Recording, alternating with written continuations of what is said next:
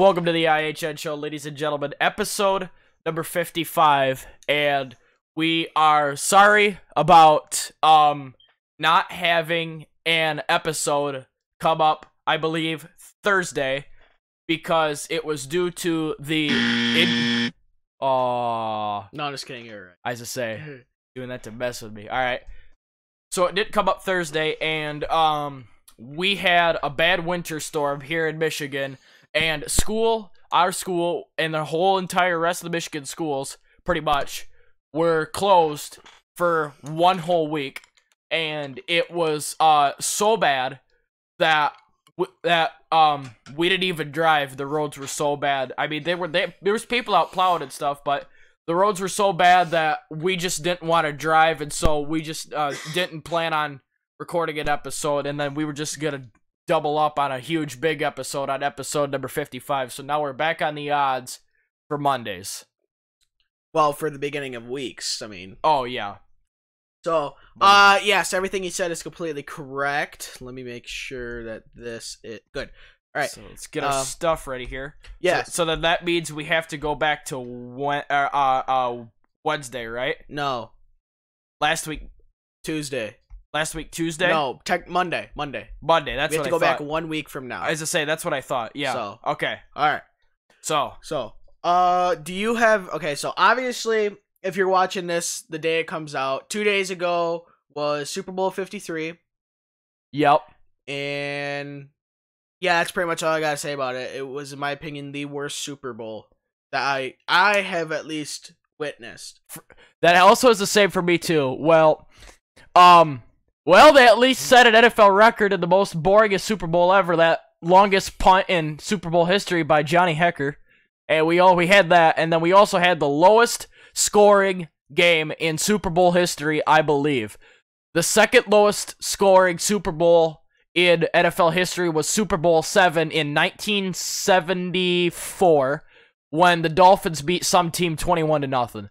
And then this Super Bowl was 13-3, so it beat the record by 5 points. Yeah. So, and it was a ship show, let me tell you. Everything about it was bad. I mean, the game was bad. The commercials were bad. The commercials were awful this year. They were stupid. I know, right? There was probably 2 good ones. Yeah. And they were mediocre at best. And that's it. That was it. It was the M&M's one that came out in the first quarter. Yeah, that one was good. And then the NFL 100 years thing. Oh, yeah. Yeah, I like that one, too. When they were playing football at the dinner party, whatever, and they're pretty much bringing down the house. Oh my gosh, that was my favorite, yeah. And then that also one where the guy, and then he was choking on the cashew. Oh. That one was awesome. My dad and mom loved that. Oh, it was great. So, to go along with our story time here, the shirt that I'm wearing, as you guys may not know, I know the mascot of Griff, and every year I go to Griff's house and watch the Super Bowl party with him, his wife, his 2 kids, and other friends, and my mom and dad and I go every year to their house. So, this t-shirt I got brand new that he gave me, and he's the mascot of the Griffins, and then he went to the AHL All-Star game, and when I went down into the basement, he showed me he had a shit ton of stuff, and he gave me free stuff, and one of these being this t-shirt. Now, and then I'd also like to continue storing time by saying, coming up very soon, I'm not going to say specifically when, it is our very wonderful Mr. Producer Ed's birthday coming up soon.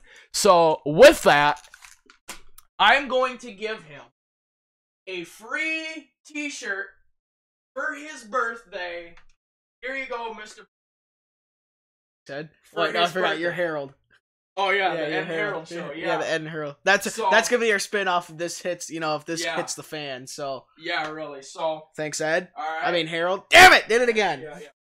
So, as a little early birthday present, something. Better give it to him now so I don't freaking forget. Then I'll probably lose a dinger or get smacked or something. The second episode we recorded this week is going to be on my birthday. I know, that's the thing. Okay. So, I was just making sure. All right. I'll freaking forget anyway. So, So let me see if I could set this up in a shot. Right there's good for right now. All right. That'll work. There. So now we're twinsies. And looks with natural. With that, we have a little game to play today. Oh, so, we're starting out with that. Yeah, I wanted. I just say I wanted to do it during story time and not at the end of hockey session, so we could just get it done and out of the way. I mean, since we were talking about the Super Bowl as our story time, and this game goes along with Super Bowl and the stuff like that, because I was at Griff's house. So, with that, today's game is a little bit of guess that item. What we're gonna do is the free stuff that Griff gave me. What we're gonna do is I'm gonna have you close your eyes. I'm gonna have my bag, and you're gonna put your hand in the bag, pull out an item, feel with your hands, and guess what that item is. Yeah, I know which game you're talking about. Yeah. Now. And what is your question? I don't have a question, but double free dinger for the shirt. Oh yeah, that's what I forgot what I was gonna do. Oh yeah, since it's your birthday, not only that I wanted to do it, but before I woke up this morning, so last night. When I gave you that free t-shirt, since it's your birthday, you're off to 1 free dinger. Ah, thanks, Ed. Nice. Harold. Yeah, a free t-shirt and a dinger. What more could you ask for a birthday? No kidding. Yeah. All right. Okay, so how do you want to do this? All right. How am I going to do this? I mean, you can put it over here. I can put the mic between us. You can just bring your chair over here and you'll be in the shot. Yeah. So, all right. Move this junk out of the way. This ship out of the way here. All right, and I'll just put the mic right there, and hopefully it'll pick us both up. So, put the camera. And try to look at that. And look. All right, let me get my chair here. While we wait, we'll listen to some wonderful music. I didn't hear the music. That's good, you don't have your headphones on.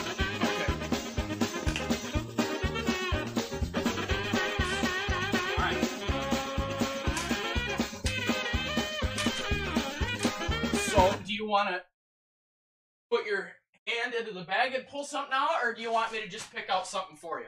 I'll just put my hand in the bag. All right, first item. Close your eyes. Got a lot to go through here. No kidding. All right, Ed. Here, I'll take off. As I said, we got a little fun game here going. Yep. All right. If you ever see this stop moving, tell me. All right. Because that's very important. Yes. All right. I'd say hand right in there. He gave me a lot of stuff and not a big enough bag. So what do you think the first item is? A box. It is a box. What do you think is inside the box? My guess by the height of the box would be a bobblehead. And that is correct. All right. That's 1 dinger right there. You're up to 2. Oh boy. And show the audience. Got here. Ooh.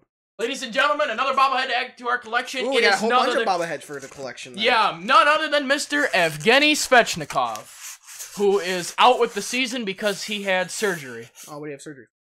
He had surgery for something at the beginning of the season. I can't remember what he had surgery on. Because it was so long ago, and I can't freaking remember. Can't pay attention either. Can't afford it. Yeah, we're poor old white boys. Yep. Yeah. I'll try not to break my Calder cup this time. Yeah. If you mean my Calder cup. I mean, well, yeah, I said the Calder cup. The Calder. All right. So check that out. We got Lashoff and Svechnikov holding the Calder cup. Box is in the way. Box them away. I can put it up here. This shelf's like right there. So. Oh yeah, I'm gonna keep the boxes. No, I mean the bobbleheads. I put the shelves right there for bobbleheads. Oh, nice. So, okay. Put that back. All right. Next item. Close your eyes. Let's see. Reach down a little bit farther. Down a little bit farther. What's this? Ooh. It's some sort of plasticky. What do you think is inside of the plastic bag? I want to say it's like a shirt or like one of those like rally towels or something like that. That is very close. Take another guess. Neither of them? It is neither of them. Take another guess. It's too big to be one of those like bopper things. You got 2 guesses left. I get 4 guesses. All right. Is it like a hat? That is incorrect. You have 1 more guess. This is something you only wear during the winter time when it's cold. Scarf. That's it. Ding, ding, ding, ding, ding, ding. Ooh. So check that out, ladies and gentlemen. Open that up. I have here a Grand Rapids Griffins scarf.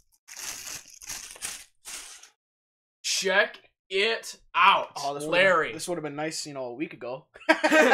Yeah. So get this. Oop, yeah. Wait, hold on. Let's do that real quick.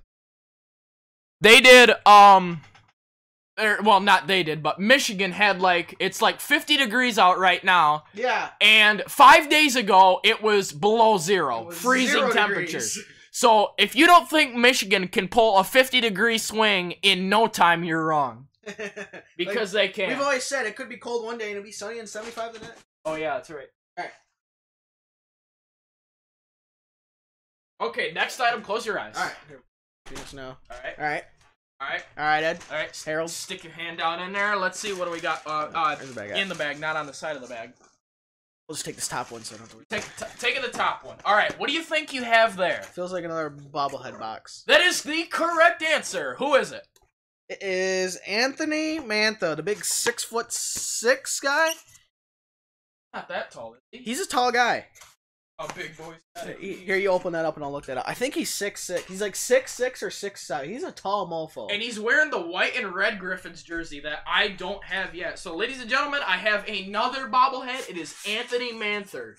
6'4", okay. 6'4". That was close. Oh, wow, he's taped there. Yeah, they did. They taped him up good. So here, Here, I'll go get a different bag later. Nah, it's alright. No, for trash. I mean, that's. Oh, look at this little stick. Hey, actually came with one this time. Yeah, yeah. Unlike some people. Joachim Anderson, that's racist. How's that racist? Left-handed shot. He's got no curve on his stick. Oh yeah, it's that's pretty difficult. Yeah, it looks pretty nice. About to the camera. About right there. Oh yeah. Oh yeah. Look at number 8. Number 8. That is right here next to Svechnikov. Well, I'll find a better spot for him later. Yeah. I mean, I'm finally contributing something once to show here. Oh, you've contributed a bobblehead. Oh yeah. No, just the one. Two bobbleheads and a Lego figure. Technically. Yeah. That's Joachim Anderson is half of one. He got a stick. Yeah. Only the most important part to play hockey. Yep. All right. The next item inside the in the bag. Go ahead. What do you got? I think I got a bag here. Yeah, and it's full of shit. I know. Let's grab this. Digging down way down to the bottom, and what do you have there? The world's smallest Rubik's Cube. That is the incorrect answer, but you got half of it right. You got the Rubik's Cube part right. Is it really a Rubik's Cube? That is the correct answer. Oh. It is a Grand Rapids Griffins Rubik's Cube with their alternate logos on almost every part of the Rubik's Cube colored square. Yep, just not the middle square. What's the middle squares again? It's like some logo. It's probably some color. The Windows Roofing, Siding, and Decking Company. Oh. The Griffins ain't gonna pay for this themselves. Come on. Yeah. DeVos isn't no dummy. Yeah, really. This is a good idea by me. I'm having really fun. This is a lot of fun. This is great. Alright. Mixes it all up. What are you doing? Put it back. Yeah, right. We're gonna leave that exactly how it is. Exactly. Because if not, it's gonna go to... Yeah, right. And every day I'll try and remember to flip that to a different side. Alright, next item. By the way, I had no idea that was a Rubik's Cube. That was me making a joke about the world's smallest Rubik's Cube. Wow, what a guess. Alright, let's see. Is he gonna go big? Is he gonna go on the bottom? Is he gonna go for small? What is he gonna go? Let's go with the small what is thing He's gonna go with something small. It's fairly heavy for being small. It is something heavy, and it's inside a box. Keep your eyes closed. For this particular item, I need to open the box, and I need to give you the actual item. I'm gonna keep the box, and I am going to... What are you doing? Grab my glass of water. Colder, colder, cold. Other way. Oh. Warmer, warmer, warmer. You're hot. I don't want to knock. Hot. I don't want to knock. On fire. I said I don't want to knock it over. There's There's electronics there. That's the last thing I want to do. Birds. Okay. I have the item in my hand right here. I'm gonna go to the camera. I'm gonna tell our audience what it is. Okay. And hold on. Well, yeah, because I know what it is then. Right. And have at it. What do you think the item is? Is this which side's right side up? Other way. This side's the top. That is the correct answer. Okay, yeah. so It's got some smooth parts on it. It's got plastic on it. It's rough. It's rough on the It's top. rough and on the smooth top. bottom. It's got a smooth bottom surface. It's got switches on the sides, near the bottom. Like a light? That is incorrect. That's an on-off switch. That's a volume switch. Speaker? That is the correct answer. Oh, nice. That is a okay, Bluetooth speaker that we're gonna test out after this episode. Nice. I was to say that I'm taking home. Well, yeah, I figured. That stays there. And the next item. All right. Is he going big? Is he going small? Is he going to the bottom of the box? What is he going for here? Ooh, what do you got there? Bobblehead. That is the correct answer, and it is... It is Mr. Joe Hickett. Well, I'll be a monkey's uncle. Bobblehead number 3. We went from the tallest guy to the shortest guy. Well, just like the Lions going from the penthouse to the house in a week. Yeah, to the ship house. Let's see, Joe Hickett. He also has a nice stick. They've taped him up too, pretty good. Oh, that's broke now. Just boom. Alright, I got a stick. Alright, Mantha. Yeah, right. Alright. 4! Yeah, yes. Ooh, he's got the new jerseys too. Yeah, 4-minute minor for slashing. 4 minute. Oh boy, what'd you do? Hey, caught him right in the eye. Jeez. That might be a 5-minute game. A little bit of game misconduct. A talking to with the league there on that one. Let's see what we go. Oh, he's even missing his teeth. Yeah.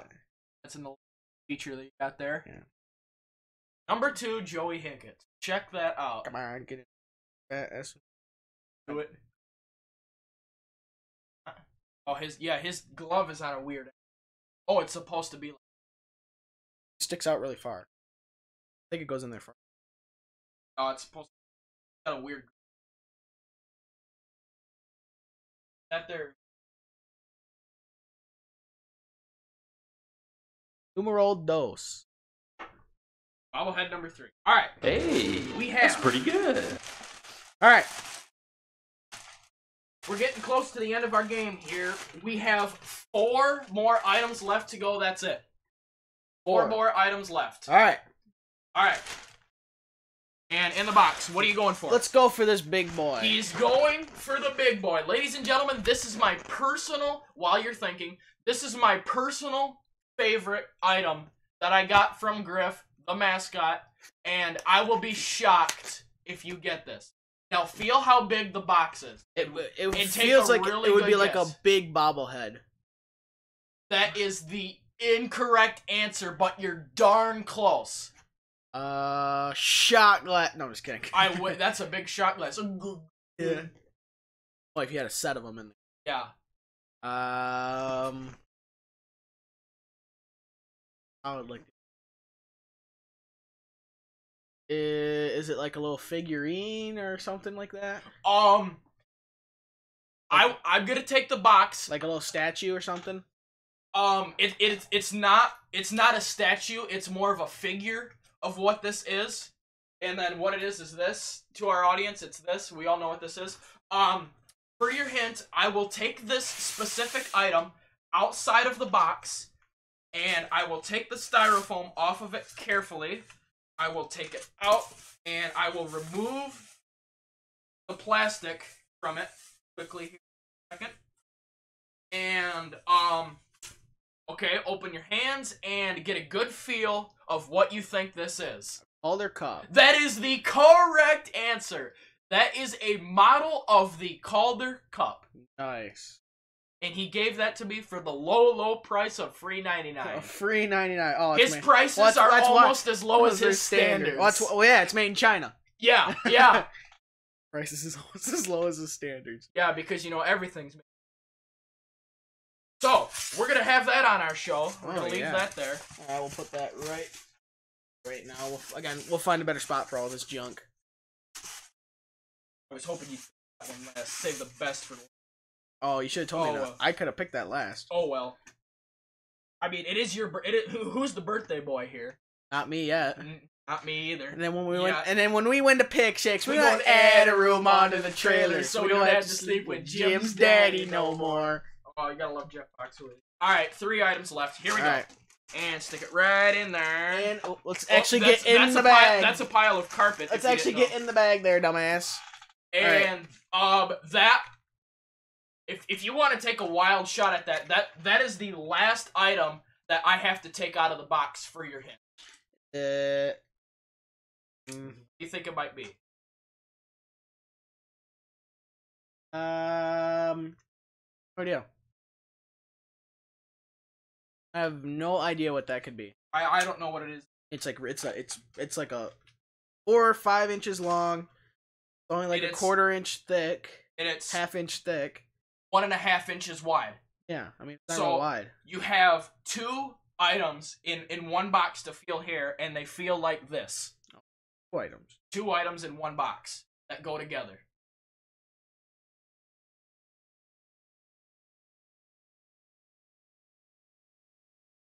Like a power brick?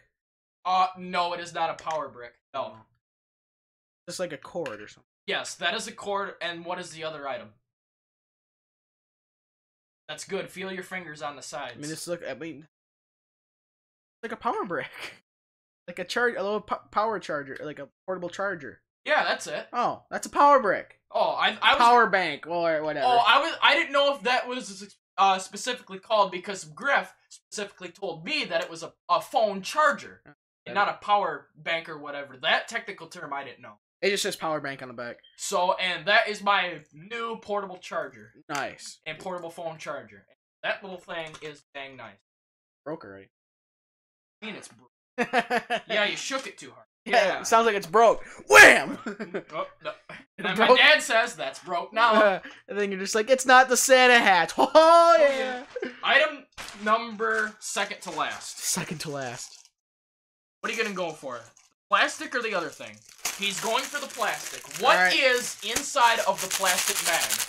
What have you got? It's not another scarf, is it? That is incorrect. I did not get 2 different scarves. No, it is a different article of clothing on your lower body. Oh, lower body? Lower body. It is not... Socks? Socks is the correct answer. It is not a jockstrap. Oh, that was going to be my next answer. I want a refund. Alright. That was going to be my next guess. A free jockstraps, cups not included. I don't want it then. So, ladies and gentlemen, I have a pair of Grand Rapids Griffins socks. Oop, better cover up that sponsor. You don't want to get sued. Yeah, really. Alright, yeah. Nice looking sock. There's nothing else where my hand's covering up, just a sponsor. Yep. Of some bank. That's nice. If you want to know, it's not 3 fists. Yeah. So it's the other. It's the other way. That's the bank. I was gonna say, so it's kind of like Bill Engvall talking about that one TV. Well, it's not indirect. Yeah. Yeah. So these socks are for me to wear and not to keep on the show, so I will keep there. Here, put stuff you want to keep. Just put that down here. Put it down here. Yeah. Then give me my boxes. Then I'll take the portable phone charger goes down here. The MP3 player. Here's your cord to the MP3. Yeah, I need that. Yeah, well, yeah, you gotta charge it.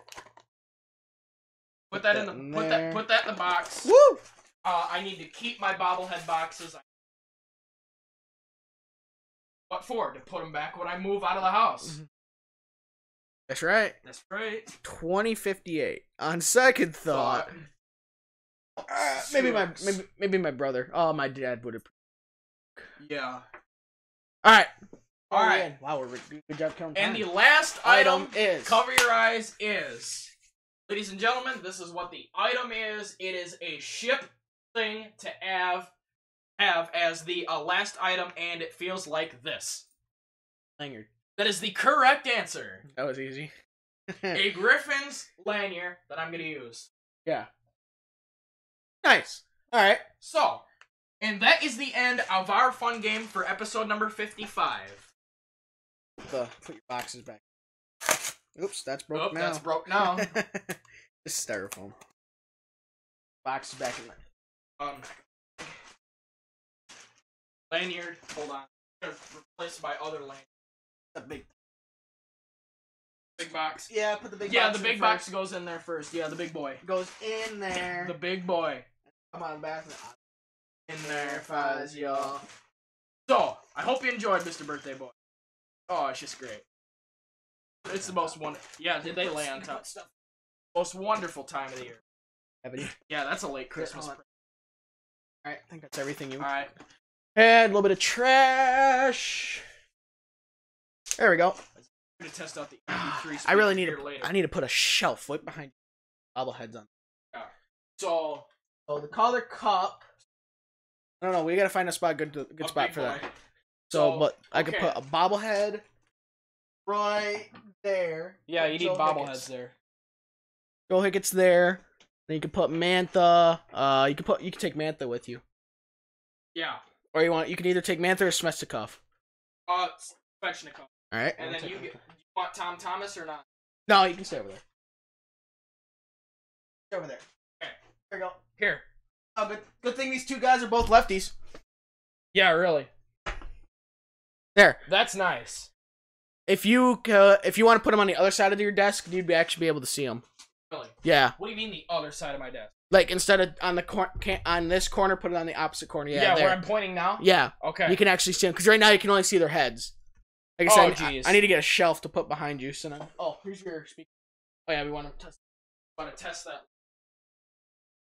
Where are you putting the Calder cup at? I haven't figured that out yet. We'll just put it right here for it. That's nice. Let's see how that looks. Yeah, we'll just put it right there. At the end of our game here, what was your favorite item that I got from Mr. Griff? I'd probably say the Calder cup. Nice, that's my favorite. That's a really good. That's a really good pick. We can hang. Oh, too bad this isn't vertical.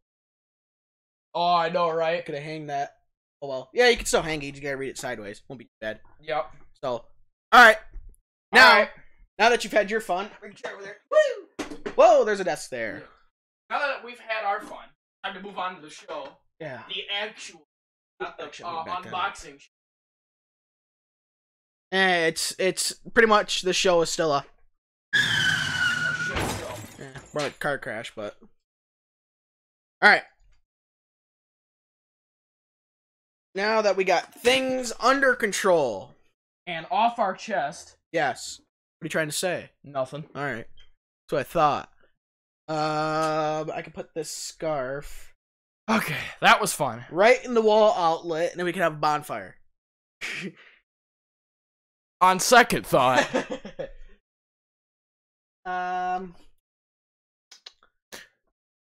We could wear it. I can wear it. Hey, if you want to wear it, here you go. I know. I know. Oh, jeez. Yeah. A little bit more phlegm. That looks good. That's nice. Then we can. Then when the show's done, we can find a good spot to hang that. We can hang it off the closet. No, because you won't be able to see it there. Oh, jeez. Like I said, you could hang it off that corner. Yeah, you could. Could drake down. The Griffins will be horizontal rather than vertical, but I mean, hey. Or you can string it across the top, yeah. Or, straighten it across the top. That's what I was thinking. Here, we can do that later. It's not very good. We can do that you later. got a power drill and a screw. Screw it right in there. Yeah, right in there. And then my dad's gonna come down and, what the hell are you doing? Yeah, Jesus Christ, tearing down the house. Yeah, really. Oh boy, looks like I'm moving out today. And then my mom, Andrew, ruining all your clean clothes. All right. Oh, I don't know about you, but I'm nice and warm over here. Yeah, shut up. All right. Yeah, I almost have everything rearranged down here, except the electric heater. Exactly. So I still got to do that. All right. Enough of our dicking around, at least for 2 seconds here. Now we get to go on to what track am I? And I have a good one here, in my opinion.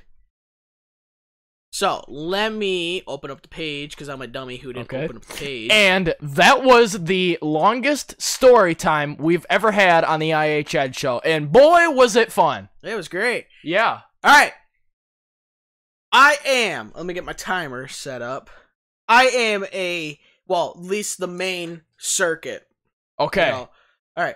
I am a 3.27 mile, 17 turn asphalt road course. Holy shit. That's the full course. I'm telling you, it's not Watkins Glen, that's for sure. No, because technically Dega is the longest track on the circuit for NASCAR. Right. So, there are 5 other configurations to the track. There's the longest of the 5 is the Grand East course, which is 4.20 miles. 420 free dinger. Nice. 4.20 miles, and that's 25 turns. The Grand West course is 4.1 miles, and that's 28 turns. The North course is 2.25 miles, that's 17 turns. South course is 1.65 miles and 12 turns. The Patriot course, with no S, is 1.1 miles and 12 turns. Get a dinger. Hey. Alright. So. NASCAR K&N Pro Series East was there from 2013 to 2016. It opened in 1957. Closed in 1974, but then reopened in 2000. And are they still open today? Yes. Okay. Some of the raceway's other named curves include the Oak Tree turn, the Horseshoe, the NASCAR Bend, because NASCAR drivers like Richard Petty, what the hell? David Pearson and Wendell Scott had difficulties there in the 1966 Trans Am race. The Snake, the Spiral, the Fish Hook, and my favorite, the Bitch. Huh. Nice. It's the greatest Richard curve name Pavey. ever. What tracks does he race on? Pavement. Bar. I know, right? I'll take the book. You want the book? Yep. All right. Book coming up hot. There are 2 main straights on the track. The front stretch is approximately 3,000 feet long, while the back stretch is approximately 4,000 feet long. While the back stretch is 33% long, and the front stretch is where higher speeds are reached because turn 17 leads onto, and it is a much faster corner than the Oak Tree curve, which leads onto the longer back stretch. There is a 130-foot elevation change throughout the course. The track starts with the letter V and is in the state of Virginia. Double V, all right. Double V. Several celebrities have visited the track, which its nickname is VIR. It was on a special episode of the British television series version of Top Gear. Reba McEntire visited the track in 2012 when her son took part in the race. And a star from Grey's Anatomy was at the track, along with that one Jenner. So, you got 5 seconds left. 3, 2, 1. Out of time is the license plate on the DeLorean for Back to the Future. But the correct answer is, unless you're looking at it right now. I'm still looking for it. It was in the last place I looked. Well, duh. I sure as hell hope so. Oh, jeez. Jerry, did you find your wallet? Yeah, but I'm still looking for it. Oh, shout out to Jeff Foxworthy. We love his jokes. Oh my gosh, he has liquid gold content. No, I have the answer. Okay, I know it's way too late, and I got it wrong, but the correct answer is Virginia International Raceway in Danville. That is correct. Hey, but you're out of time. So that is incorrect. You better cancel that out then. Good thing I did cancel. Yeah. Alright.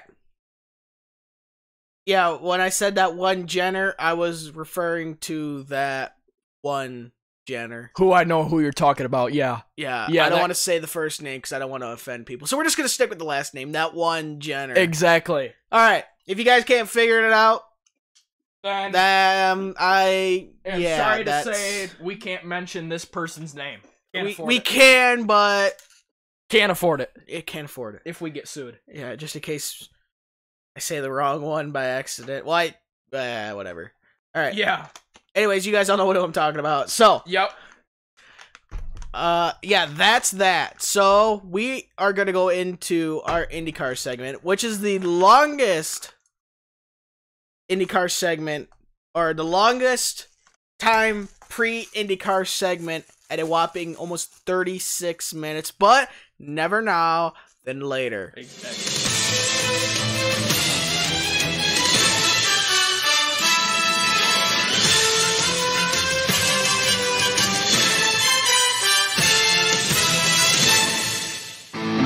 Oh, crap. No! Big fail. Oh, yeah. Oh, jeez. Oh. I know he's the birthday boy, but oh, gosh. He lost a dinger for that. You're down. Let's see what I have here. He lost a dinger for that. He's at 5 dingers. You know, he lost a dinger, and he's still breaking his record by 1 dinger right now. I'm ahead of you by 2. You have 5 dingers, yeah. I know, I'm saying I'm ahead of you by 2. You have 3. Wow. All right. All right, come back, here I come. The birthday boy's breaking his record. Look out, mofo. All right. This is a kind of a tie-in between IndyCar and NASCAR, at least this story.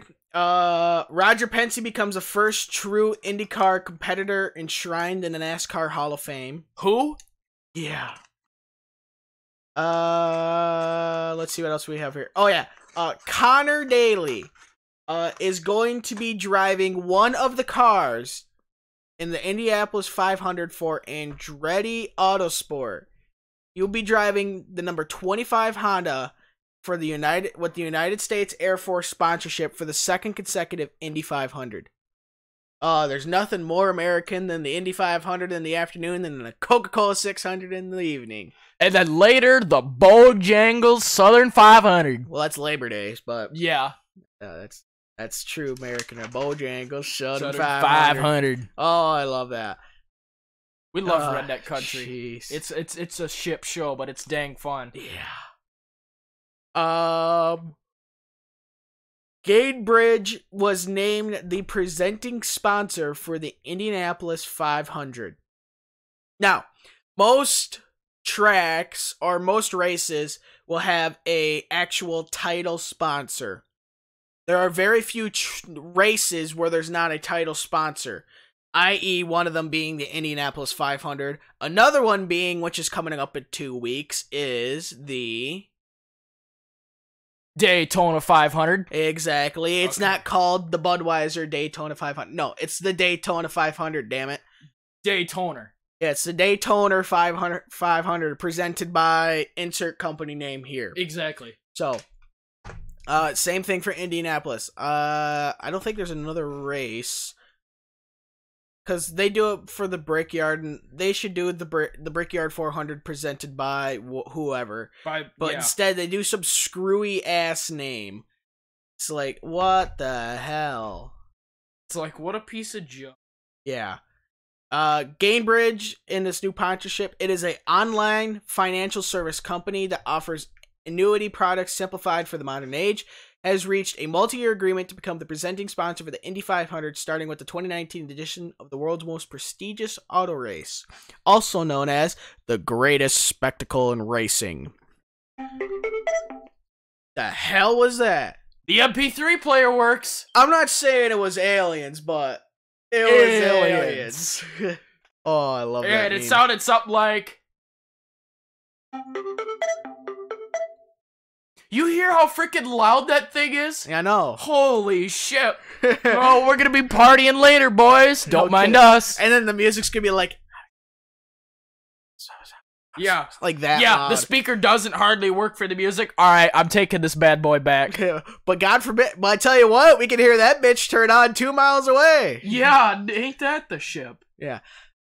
The announcement was made Wednesday during a press conference at the IMS featuring Indiana Governor Eric Holcomb, and Holman and Company President and CEO Mark Miles, Group 1001 President and CEO Dan Torres, and IMS President J. Douglas Bowles. So, that's that. There is another. Oh yeah, all right. This is if this story doesn't warm your heart, you are a heartless bastard. All right, you are Captain Rat Bastard. All right, that deserves to go to HE double toothpicks, hockey sticks. toothpicks is grammarly correct. There's no horizontal line for a perfectly grammarly correct sentence, if you know what I mean. But if you're all caps. All caps, then hockey sticks. Yeah. If you're lowercase, it's toothpicks. Yeah. Is what I'm trying to say. But if most people do hockey sticks. Hockey sticks. Because hockey sticks are much more useful than toothpicks. Yeah. Yeah, they're bigger toothpicks too. Yeah.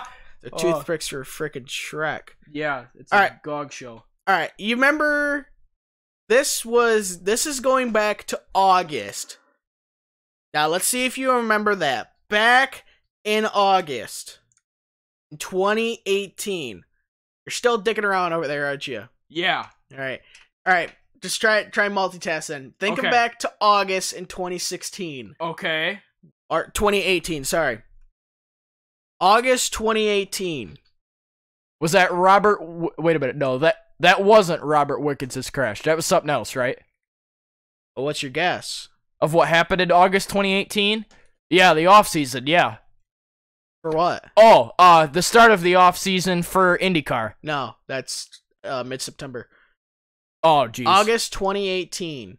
Probably the biggest story for IndyCar that year. Think about it. Crap, I can't remember back all the way to August from frickin' February. It's too long ago. It's 6 months. Yeah, I know, right? I only know it's 6 months because my half birthday's in August. Oh, So, yeah. You were almost right. I was almost right. Yes. You started saying it, but then you stopped. Robert Wickens' crash. That was right. Yeah, you said, no, you're like, Robert Wickens, no, it wasn't his crash. I was about to give you a dinger. I still gave you one anyways. All right. Well, if you remember, he was paralyzed pretty much from the waist down. Right. Because of his surgery, and the wreck pretty much, screwed up his back. He broke his back. Yeah, he broke a lot of things. Yeah. I don't think I looked this up, or I mentioned this, and I meant to, and I totally forgot. I feel bad for that. But there was a video of him with an exoskeleton, like an exoskeleton, on his legs, and he was like, almost walking by himself. I mean, he kind of had help from other people, so he didn't fall over and break himself. Something else. Right, fall over. But he was, nonetheless, he was walking. All right, I can one-up that. You can one-up that. Yes. All right. There was a video on Twitter of him without an exoskeleton riding a stationary bike. That is a thing of beauty. By himself, no help whatsoever. I'll be a monkey's uncle. Riding a stationary bike. Nice. Oh, ain't that just a nice birthday present for you? Oh, it's just great. Man, he got a free t-shirt. He got a free dinger. Robert Wickens is doing better riding a bike. Oh, it's a great birthday this year. I tell you, it would be a miracle.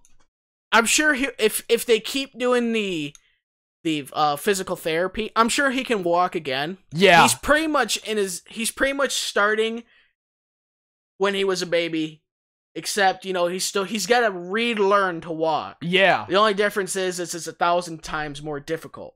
Because he's 1,000 times bigger. He's not 1,000 times bigger. It's because he needs those, when you're young, those nerves work. Yeah. Those muscles react to when you tell them to walk. Yep. And now all of a sudden you cut your spinal cord, and now you're telling them, you reattached it, and now you're telling them to walk again when they're not supposed to move, and when they're not supposed to move. Yeah. Okay? So,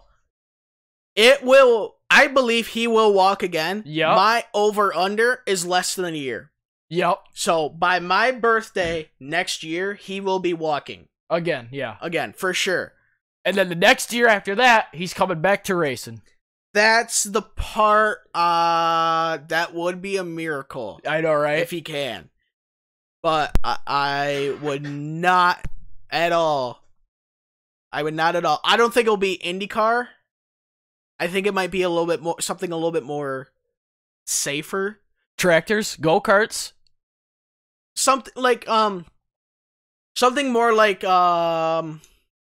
Dirt cars, outlaws. Oh, hell no. No, those things are dangerous.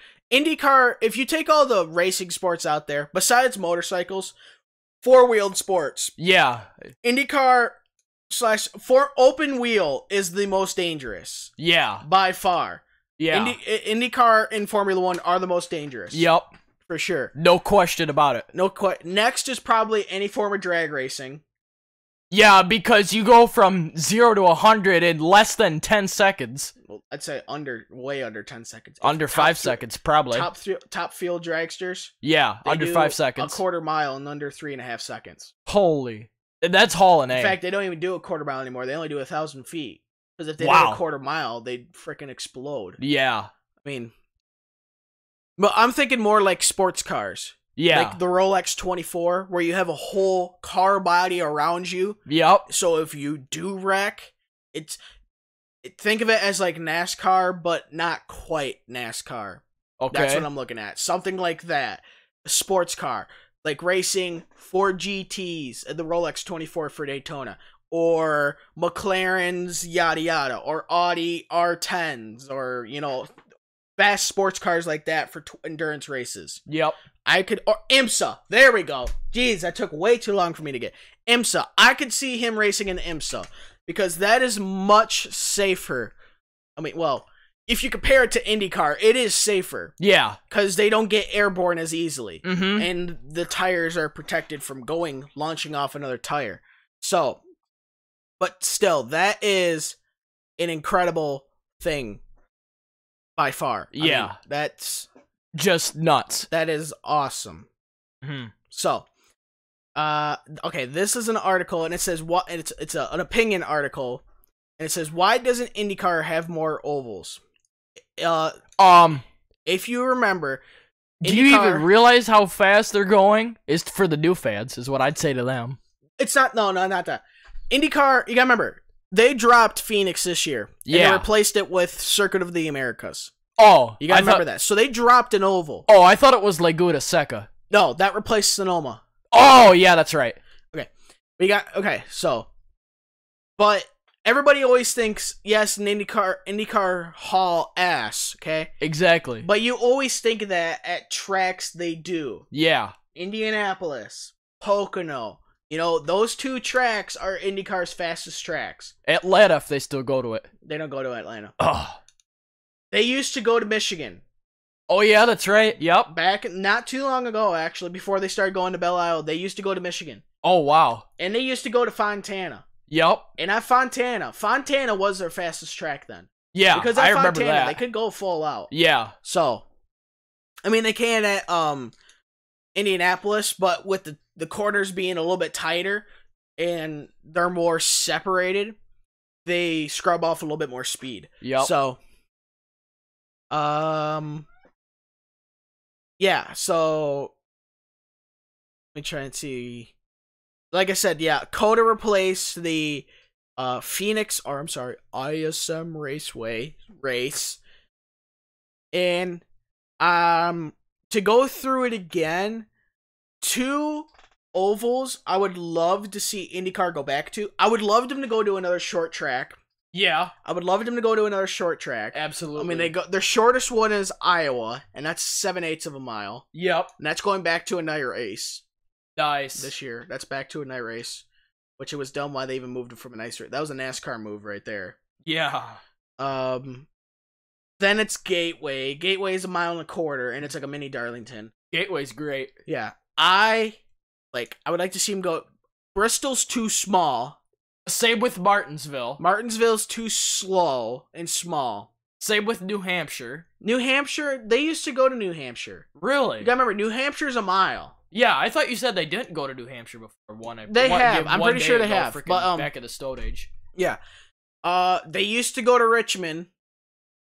Really? But you gotta remember, Richmond's a pretty wide track. Yeah. I mean, it's a 3/4 of a mile, but it's a pretty wide track. Mm-hmm. That's why Martinsville wouldn't work, because you're on the gas, off the gas, on the gas, off the gas. You're constantly doing that. It's like, it wouldn't be good. The reason why that wouldn't be a good race is because what works best for passing at Martinsville? Diving on the inside. Diving, or if it's a final lap, The bump and run. The bump and run. Oh, yeah, let's go. You can't do that in IndyCar because you're kind of missing the whole bumper part. Yeah. So that's the main reason why Martinsville wouldn't work. Yeah. Neither would Bristol. Bristol's not wide enough either. Yep. And Bristol sucks for NASCAR anyways right now. So yeah, really. like if you have to put the traction compound on the bottom of the track, you screwed up somewhere. Yeah. So I'd like to see him go back to Richmond. Another track is I wouldn't mind them going to another 1.5 mile track. Like it. Oh. But not like a cookie cutter. Like Homestead, Miami. That would be dope. Because you got... I wonder how the racing would be with the variable banking. Yeah. So, because Texas doesn't have variable banking. And that's the only 1.5 mile they go to, unless I'm wrong. And I'm pretty sure I'm not wrong. Right. And then that would also be good if they went back to Atlanta. Atlanta's too fast. Really? Atlanta's fast. In fact, my fun facts is about Atlanta. Nice. So... that's what I got for IndyCar. So now we'll go into fun fact, and you go for fun fact. My fun fact, we're gonna do hockey for me as always because that's our next segment. My fun fact, if you've ever heard of this guy before, have you ever heard of Adam Deadmarsh? Have you ever heard of that guy before? I might have heard of him a couple times. Okay, I'm glad. I'm not doing him for who had that number, but Adam Deadmarsh. For those that don't know, played for the Colorado Avalanche. He was in the 95-96 Stanley Cup Finals with the Colorado Avalanche, and when they won the Cup that year, Adam Deadmarsh's name was spelled wrong on the Stanley Cup. Now, I know that might not seem like a very good or interesting fun fact for today's episode, but the thing was, I mean, it just popped up and it was interesting. Because if you think about his last name, Deadmarsh, Deadmarsh is his last name, and they spelled it wrong. How did they spell it wrong? Well, that's the funny part. Instead of Deadmarsh, they replaced the S with a C and had Deadmarch. Deadmarch. Yeah. Deadmarch. What are these people doing? Dead marching? How are they dead marching? Oh, you just lie there and do nothing like you're dead and you're in a band? Yeah. You can just all wear freaking band suits and whatnot and pretend like you're marching. Yeah, right. But, and to top that off, what I also found was interesting for today's fun fact was that, luckily for him, the error was later fixed and he got his name spelled right. I don't know how they fixed it, but... Well, they gotta remember, it's just plates. Yeah, they probably just carved it in there or something. They use little letters and hammers to engrave them in. Oh. So they probably took the plate off, replicated it all, and just fixed the name and re-put the plate back on. Because when they say they took off a ring, like this year, they took off the Detroit's 50s cups because the cup was full. So they took off one of the rings. Oh, yep. And usually there's 13 teams on a ring. This only had 12. Oh. Do you know why there's only 12? Because that's all they could fit. No, you can fit 13 on a ring, but there's only 12 on the one they took off this year. In case they made a mistake. Oh, wait a minute. And this was in the 50s? Yep. Do you know why there was only 12 teams on that set of rings? And that was just for that particular set or era? Just that row. Just that row. I only had 12. There's only 12 teams instead of the normal 13. This is a side fun fact. Maybe did a team that won a Stanley Cup back-to-back have the exact same players on their roster? Nope. And so they just had them once and listed the year, both years? Nope. Dang, good guess. One of the years, I can't remember what year Montreal won the Cup, but for some reason, the guy who was doing the engraving took up 2 spots. Oh, jeez. Man, I never thought of that. For no reason, he took up 2 spots. That's dumb. There's also another thing, Montreal, like, the Cup, you're not supposed to put people who aren't associated with the team on the Cup. Exactly. And I think Montreal, one year, they did that. Really? And so, if you look at the Cup, I think the rings might have been taken off. But if you look at the cup, for the names that crossed out, they just took a bunch of like L's essentially and put a bunch of X over people's names. Wow. Because they paid the guy to put extra people's names on the cups. Oh. In the cup. And the guy that put him on there probably got fired. I don't know. It was the owner, so. Oh. Or the general manager or something like that. Yeah. Or you could pull a Toronto Maple Leafs in the 1917 Cup and leave the frickin' Stanley Cup on the side of the road when everybody was frickin' drunk. Yeah. Gosh. Or you spell Boston with Q's. Yeah. I don't even know how you pronounce that. I don't even want to try and pronounce that. It's probably something French. Yeah. Yeah. So, with that. Alright.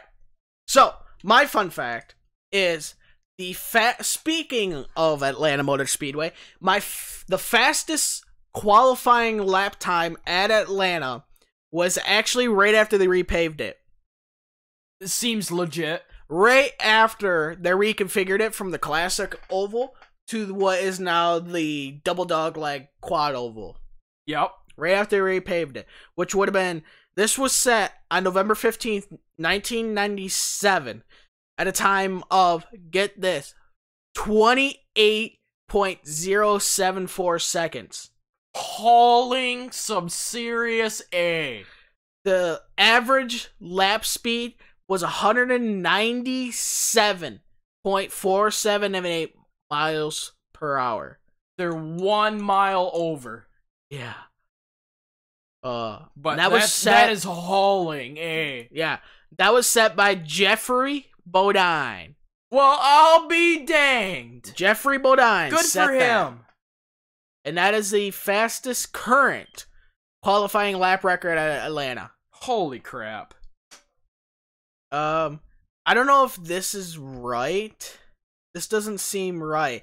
But it says for the fastest lap, or not lap, I'm sorry, race over time was on March 14, 2004, and was set by when Dale Earnhardt Jr. won the race.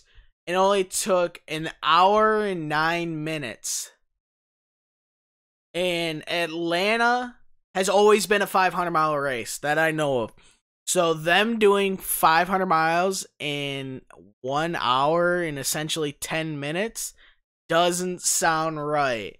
Holy crap. I think it's supposed to be like 2 hours and 9 minutes. That sounds a little bit better. Yeah. So, alright. That's all we've got for fun facts. So now we'll go into Cookie.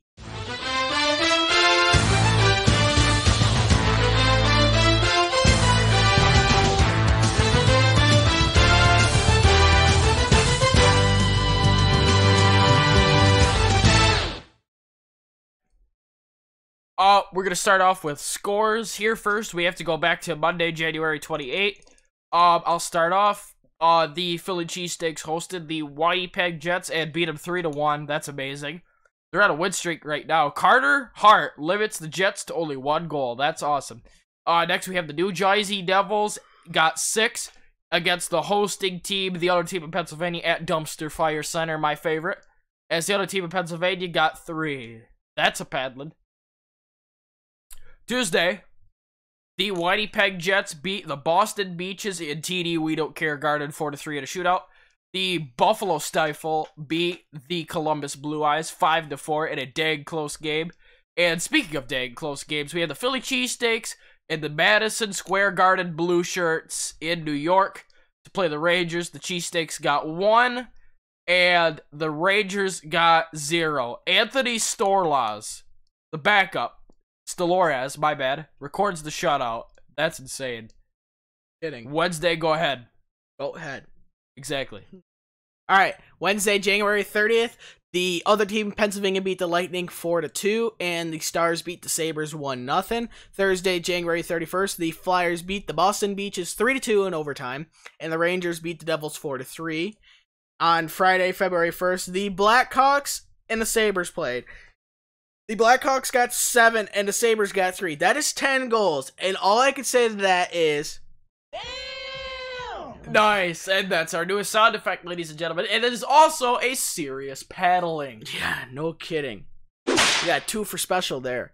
The Predators beat the Panthers 4-1. The Lightning beat the Islanders 1-0 in a shootout.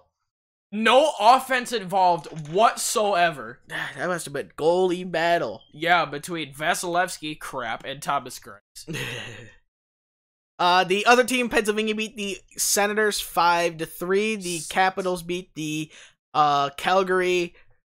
Let's just go with the Sizzlers 4-3. The Detroit Dreadwings weren't dreading at all when they beat the Maple Leafs 3-2 in overtime, courtesy of Danny DeKeyser.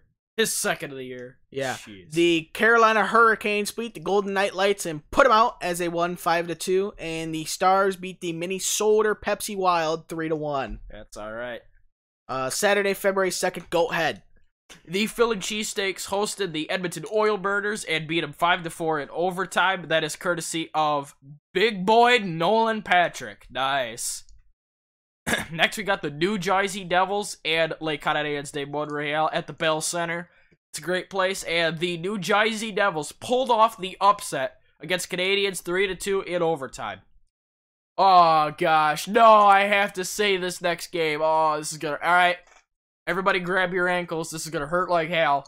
Because the mighty Quackers of Anaheim were at Bell MTS Place to play the Winnipeg Jets. The Ducks got 3, and Joe Roslovic records the hat trick as the Jets got 9, and that is a serious paddling. Along with a... Because everybody in the Detroit Red Wings fan page that I follow on Facebook says, and Gibson was an all-star. I know. Well, it could also be not his fault. Yeah, where was the defense at? Nowhere to be found. Exactly. Sucks. We needed a lift after that, and we have it with this game right here. The Toronto Maple Leafs at Scotiabank Arena beat the other team in Pennsylvania 3-2. The Detroit Red Wings are on a 2-game win streak as they shut out the Politicians 2-0, courtesy of Jonathan Bernier. Well, I'll be a monkey's uncle. That's nice. Next, I saw the highlights of this game. The Florida Panthers beat the Vegas Golden Knight Lights 3-1 at BB&T Center. The New York Fishermen beat the LA Booger Flings 4-2. And the St. Louis Blue Notes beat the Columbus Blue Eyes 4-2. And get this, in Bridgestone Arena, the Smashville Predators lost to the Dallas Lone Star State Stars 3-1, courtesy of Anton Hudobin, holding kidding. the Smashville Predators, their backup, holding them to 1 goal. That is awesome. Few more games here. Next, we have the Chicago Deadhawks and the Minnesota Wild. The Deadhawks got 4, and the Wild got 3 in overtime, courtesy of Eric Gustafson. Nice. The Tampa Bay AC/DCs beat the Madison Square Garden Blue Shirts 3-2 in New York. Next, we have the Vancouver Killer Whales and the Colorado Avalanche. And the Canucks used their splash attack, and it killed the Colorado Avalanche 5-1. Oh, I'm racking it up. Oh, wait, got another one. There was 5 22s I saw right there. That's nice. One more game. The San Jose Shark 5-1. That is a paddling right there. Exactly. Yeah, that splash attack really held them off. Yeah, Woo! They froze to death. No kidding. The Desert Dogs lost to the San Jose Shark Tanks at SAP Notsap Center 3-2 in overtime, courtesy of, my fantasy team, Brett Burns. That's nice. His 10th of the year. He's doing all right. And then Sunday, February 3rd, there was only 3 games. The Boston Beaches beat the Washington Capitals 1-0. I saw the highlights of that game. Courtesy of David Krejci. Sucked. The Canadians beat the Oilers 4-3 in overtime. And the Calgary Flames beat the Carolina Hurricanes 4-3. Suck. So, all right, quick go through your scores. Okay. We're skipping fantasy today. We're skipping fantasy today. We'll do it the next episode. All right. I'll also go through my standings quick. I'll exit off of fantasy here. My scores, we're going to start with the T-Town Hockey Toledo Walleye here. on February the 1st on Friday, they hosted the Tulsa Oilers. The Oilers got 5, and the Toledo Walleye got 2. It sucks. So, speaking of 2, and they needed an uplift, on Saturday, February 2nd, they hosted the Brampton Beast. They beat the Brampton Beast, speaking of 2 to nothing. And that was a great game. I'm going to look on the recap here. That's his name. Pat Nagel records the shutout. How many saves did he make? 38. Oh, yeah. Racked it up. 38 saves against the Brampton Beast. So, ECHL standings, the Brampton Beast are 14th in the league, and Pat Nagel shuts them out. That's pretty good. So, we have some standings to talk about the ECHL.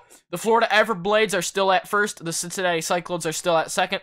The Idaho Steelheads moved up to third, and the Toledo Walleye dropped down to fourth. The Newfoundland Growlers dropped down to fifth. The Utah Grizzlies moved up to sixth. The Tulsa Oilers moved down to seventh. The Adirondack Thunder moved up to eighth. And the South Carolina Stingrays moved down to ninth. So, we got some stuff going on there, and also some other stuff. Let's see here. For the Grand Rapids Griffins, lots of bobbleheads, man. I'm so glad. Griff is so nice. I can't wait to see him soon again. Let's see, click on the past results here. On Thursday, they were in Texas to play the defending Western Conference champions, the Stars, and beat them 5-3. So they have a 2-game win streak going on, but on Friday, they were in San Antonio at 8:30 p.m. Eastern to play the Rampage. The Griffins got 0, and the Rampage got 2. It sucked. But the thing is, the Griffins are still first in the Central, and I think they're still 7th in the league, or somewhere around there. But anyway, that'll do it. All right, you gotta do your 3 stars then. For our news segment of our show today, let me click on news here. First on the NHL.com website news is the 3 stars of the week. And speaking of Joe Roslovic, who recorded a hat trick against the Mighty Quackers of Anaheim, he is the 1st star of the week. 3rd star, Mika Zibanejad, and 2nd star, rookie Carter Hart. That's the 2nd time in a row he's gotten on the 3 stars of the week, I think. And same with Zibanejad. Those guys are tearing it up right now. Roslovic got 6 points in 4 games. I'll wait for Carter Hart. Zibanejad got 6 points in 3 games. And Carter Hart, let's see his stats. Oh, yeah, that's nice. Carter Hart's stats. He played 3 games. He went 3-0-0. Had a goals against average of 2.27 and a save percentage of .931. Nice. That's pretty good. Bench warmer. Yeah, he's a bench warmer, all right. Yeah, he's just the backbone of the Philly cheesesteaks defense. Yeah, it's nothing much. Not much. Yeah, he can handle it. He's all right. I do that every Saturday. Yeah. So, scrolling down into the news here, Alexander Ovechkin has just earned his place as the best NHL Russian-born player according to statistics. What do you think about that? It doesn't surprise me. I know, it doesn't surprise me either. Frick. Branson, Raisin Fresno. I wish Datsuk would have got that. Yes, here we go. All right. There was a trade not too long ago, a few days ago, between the Florida Panthers and the other team in Pennsylvania. The other team in Pennsylvania gave Florida Derek Brassard and Riley Sheahan plus 3 draft picks in exchange for Jared McCann and, believe it or not, Nick Bjugstad. What are these people thinking? Never mind. Yeah. Well, I mean, depending on let me see what the draft picks are, though. I think there was a 3rd and a 2nd in there. The Panthers received the Penguins' 2nd and 4th round picks in the 2019 draft, and a 4th round pick in the 2019 draft previously acquired from the Minnesota Wild. Nice. A 2nd and 2 fourths. Yeah, it's alright. Those are like 3rd liners, 4th liners. Yeah, I'd trade the 2nd and 2 fourths for 1st overall. I'd trade for that any day. Yeah, right. Yeah, I used to say good luck, pal. Yeah, okay. Yeah, so Okay, Ottawa, where's your pick? Yeah, really. Yeah, no. We need to get Jack Hughes. We need to hashtag lose for Hughes. Yeah. So as Detroit is on a 3-game win streak. Yeah, come on. You're doing it wrong. Speaking of Detroit, on the 1st, they retired Red Kelly's number 4. That's right. The first time a number has been retired since Mr. Nick Lidstrom's number 5 was sent to the rafters. He was actually there. He's 91. Old timer. Oh, man. Not one timer, but old timer, if you see what I did there. Detroit did it when they played the Toronto Maple Leafs because Red Kelly played for Detroit and the Toronto Maple Leafs. So he belongs with us, Bofo, Toronto fans. Well, he played for us longer, and he's more known for playing with Detroit. Exactly. So Malkin is out at least one more game for an upper body injury for the other team in Pennsylvania. Nice.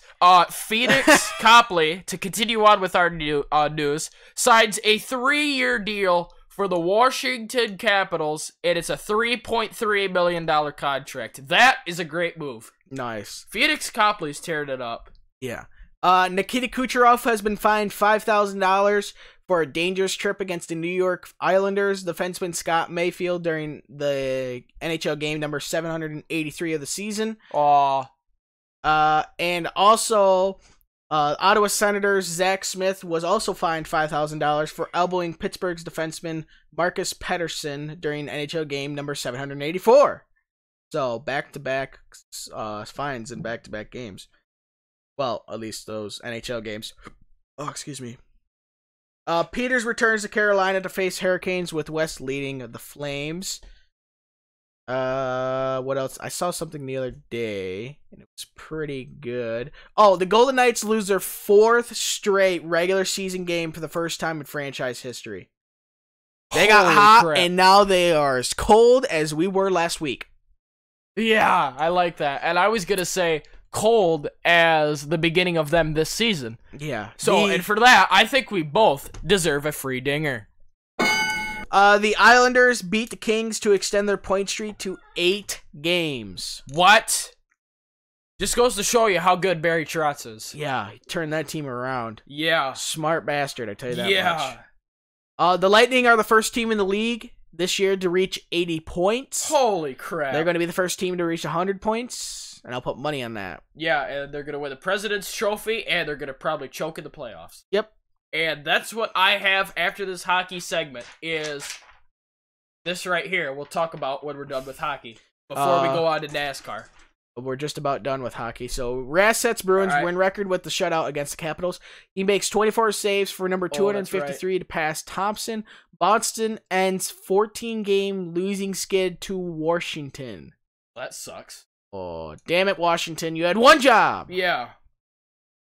What else do we have here? Yep. Good for them. Yep.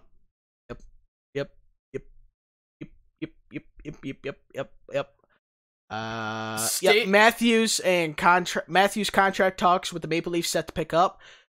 He will become a restricted free agent, so he can pretty much only talk to Toronto. Yep. And he seeks something that works for both sides. So $11 million a year. Yeah. Good luck. Yeah. Well, considering Connor McJeepers is getting paid $12. Making bank. Yeah, no kidding. Jeez. All right, what were you gonna say, Ed? I was gonna say the Stadium Series jerseys unveiled for the other team in Pennsylvania and the Philly cheesesteaks in the Battle of Pennsylvania. And boy, they're a little bit boring, but they're all right. Yeah. Patrice Bergeron quietly approaches his 1,000th NHL game with the Bruins. Yep. He will play his 1,000th NHL game when the Bruins play the New York Islanders on Tuesday, the day this goes out. So, okay. That's all I got to news. So, yep, I'm at the top of the page. All right, so on this day, February 4th, this Gretzky character gets his 44th NHL hat trick and first with the LA Kings. Hot dang. And that was in 1989. In 1943, Frank Calder, president of the NHL since its inception in 1917, dies of a heart attack in the Montreal hospital. He was replaced on an interim basis by Red Dutton. In 1961, the start of the game between the Rangers and the Bruins at Boston Garden is delayed for 2 hours because the Rangers are late in arriving because of a snowstorm. Though the Rangers dressed the 13 players, scored 34 seconds apart early in the second period, and they won 2-1. Nice. In 1971, Gilles Velimir. I've never heard of him. All right. He makes 30 saves, and Rod Gilbert scores in the second period in the Rangers' 1-0 victory against the Detroit Red Wings. It is the last 1-0 road win for the Rangers until February 27th, 1993. Exactly 2 years later, Velimir gets his 10th NHL shutout when the Rangers play the Atlanta Flames defeat the Atlanta Flames 6-0 at Madison Square Garden to extend their team record streak to 8 games. And that is a serious paddling. In 1997, Mario Lemieux scores his 600th goal to help the Pittsburgh Penguins to win 6-4 against the visiting Vancouver Canucks. With 10 goal scores, that is exactly worthy. The milestone goal into an empty net comes in his 719th game. One more game than Gretzky needed to get his 600th goal. So Gretzky did it in 7:18, and Lemieux did it in 7:19. Oh, that's right. Yeah, I've known that for a long time, yeah. Lemieux becomes the first player to score 600 goals while spending his entire NHL career with one team. In 2003, Jaromir Jagr scores his 500th NHL goal and completes a natural hat trick when he scores 7:19 into the second period for the Capitals' 5-1 road win against the Tampa Bay Lightning. That's a paddling. Playing in his 928th NHL game, he becomes the 33rd player to score 500 goals. It's Jagr's 11th hat trick of his career, and he reaches 30 goals in a season for the 12th time in his 13 NHL seasons. Wait a minute. That doesn't make sense. How can you... Hold on. There must be a typo in there somewhere. Hold on. He could have done it. Yeah, guys, in 13 season, that's over 1,000 NHL games. If they did 82 games a year. Yep. So yeah, that means he just didn't get injured a lot. Yep. Exactly 13 years later, Jagr becomes the 6th NHL player with 1,100 assists. He reaches the milestone by setting up a first period goal by Brandon Pieri in the Florida Panthers' 6-3 win against visiting Red Wings. Damn it! Yeah. So, alright, that's all I got. Alright. Do you want to do your thing now, or is that your trivia question, or what is it? Speaking of Super Bowl, we're gonna get back on this topic. Last year, I've never told our audience this. Last year, I thought to myself, because Griff's is the mascot, and then they're big hockey fans, and they got a bunch of hockey stuff and a huge bobblehead collection down at Griff's house, and I got to thinking to myself, you know, we come to these guys' houses every year. Why don't I do something fun and make a Stanley Cup prediction starting now until I die? So this is my second annual Stanley Cup prediction, and last year, my prediction was, I ship you not, the Vegas Golden Knights and the Tampa Bay AC/DCs. And who did the Tampa Bay AC/DCs lose to in 7 in the Eastern Conference Finals? Washington Capitals. That is how close I was to being right. One game of the Western Conference champion and Eastern Conference champions. So, the rules are, it has to be before 12 a.m. on Monday, the day after the Super Bowl. It has to be before that, and I did it the day before the Super Bowl.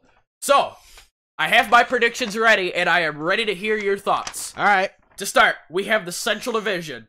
First in the Central Division, the Smashville Predators, and they face the first wild card spot, the Minnesota Wild. Next, second spot in the Central Division, the Winnipeg Jets. Third, for the Central Division, the Colorado Avalanche. What do you think? All right, hold on. Let me compare to what the current divisions look like. So you have for the Central Division the Predators and the Wild and the Jets and the Avalanche. All right. So you have Predators. Wild. No. You had Predators in the Wild, Jets in the Avalanche. So you have Predators, Jets, Avalanche, Wild. Ah, I'm close. No. For 1 through 4. Yeah. On yours. Oh, that's good. Yes. Currently, it is Winnipeg in first, Nashville second, Dallas is third, and the Minnesota Wild is fourth. Fifth is the Colorado Avalanche. I know, that's my So prediction. apparently you've dropped your St. Louis Blues prediction. I have, yeah. All right, good man. Frickin' this season. Good lord, yeah. At the All right. beginning of the year, I predicted they were going to win the Stanley Cup. Huh, yeah, not anymore. All right, right. Go to the Pacific. Western Conference Pacific Division. First, Calgary. The second wild card spot, Dallas. They get it, and not a Pacific Division team. Second, Vegas. Third, San Jose. What do you think? You are so close. Flip San Jose and Vegas. Vegas is third, San Jose is second. Right. Currently, right now. Yeah, I know, but this is until they get to the playoffs. I know, I'm just saying right now, though. Yeah. Calgary is in first by 6 points, so. Yep. All right. Atlantic Division. Yep. First, obviously, who do you think? Tampa Bay. Yep. Wild card 1, Buffalo. Toronto, second. Third, Boston. What do you think? So you have Tampa and Buffalo. Tampa and Buffalo. And then what's the other two? Second, Toronto. Third, Boston. You're close. I know I'm close, but I mean, anything could happen right now. I know. But, Tampa's obviously going to be number 1. yeah. Unless they ship the bed. I almost said it. Yep. I dropped the T. Ship the bed. Yep. Buffalo is not in the wild card right now. They're 3 points odds out of it. I know. I think they can make it to that wild card Toronto spot. is second. Boston's in a wild card. Third is Montreal. So I think they're going to have a little bit of a choker and get out of the playoffs just barely. All right. It's just my prediction. All right. I mean, because they missed it last year, and then that's my prediction now. I mean, anything could happen. But, I mean, hey, you know. Yeah. All right, now the Metro. Metro, first. Who do you think?